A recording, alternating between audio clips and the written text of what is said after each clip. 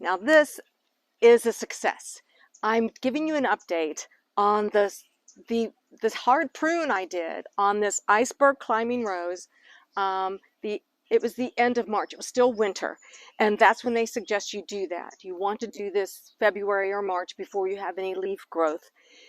And beautiful. I have 2 main canes, and it's all about getting these lateral canes to extend to where you want them, and the blooms all happen on these upward branches, which you can see it is full. We've had some rain and high temps, but it is still so full of bloom and bud that I'm just thrilled. Something you want to do throughout the summer, I am going to give this a boost of bone meal. It's the first week of June, and you need to fertilize your roses in June again, the ones that are repeat bloomers. And you also want to deadhead. By deadheading anything that is ready, these are getting ready to be spent. And when you deadhead your roses, and you want to do that because then your Iceberg rose is saying it's not time to go to sleep, it's time to produce more buds. When you deadhead, when you cut back, you go back to a leaf of 5. And on this one, you can see my first leaf of 5. There's 5 here, but I'm going to go back to a stronger branch right here, cut that back. These will not go in the compost. These do have some, what am I thinking of? Prickly things called thorns. Yeah. And this branch here, this is a sucker. I can tell because there is no sign of a flower bud, no sign of any flowering. This is coming straight at me, and I'm taking that back to a leaf of 5, like that. I can go through too, and any of these buds that are looking like they're ready to fall off, you want to clean them up. It doesn't take long to clean them up. Over here, same thing. I'm going to go back to a leaf of 5, and you want to go to something about the size of a pencil. So let's go 1, 2, 3, 4. This is a little weak branch. I'm going to go back to right about here. Cut that back and let that grow.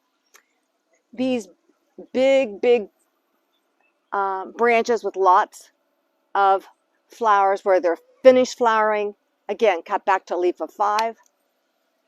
And that's all you have to do through the summer. These will rebloom, give you a nice flush of bloom. They're so pretty, and they're scented. I love the scent of this Iceberg rose. But what a success. Don't hesitate to do your hard prune and keep a check on it through the season. So I will put a cup of my organic bone meal. This is a half a cup here. I'll put a cup all around, just like this. Add another cupful of that, and water that in today too. We're not going to have rain for a couple days. That will get watered in. If you'll see, this is my liquid fence. The reason this is out, deer love roses. And the other day, and I can show you exactly what happened, where it happened. I came back, I've got to show you what a surprise. I came out yesterday. Reggie's been working down in his art gallery, and I heard him making a lot of noise. When I came out, he's down in the garden.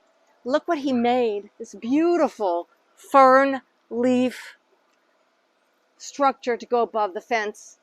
And whenever he does something like this, then he just got through after he showed me this, maybe I need to add a little more fence that decreases in size up the hill. And I said, of course, yeah, you can always build more fence. But how the deer got in, I don't know. You know, they jump fences. I've got extra netting. I have no idea, but I have sprayed twice with my liquid fence. And here was the sign. This is my little Bonica shrub rose, which is adorable. And last week, there were rosebuds as tall as my hand. And now, I don't know if Reg can get in here close, this little spot here is where the deer came in, ate those rosebuds off. So I have gone and used the deer fence. This has been, yeah, I've used it twice since I found that. The reason I know it was deer, because there were deer droppings. I think the rain has, you don't need to see deer droppings. Everyone knows what deer droppings look like. So I've gone ahead, sprayed everything because my daylily buds are starting to show up throughout the garden.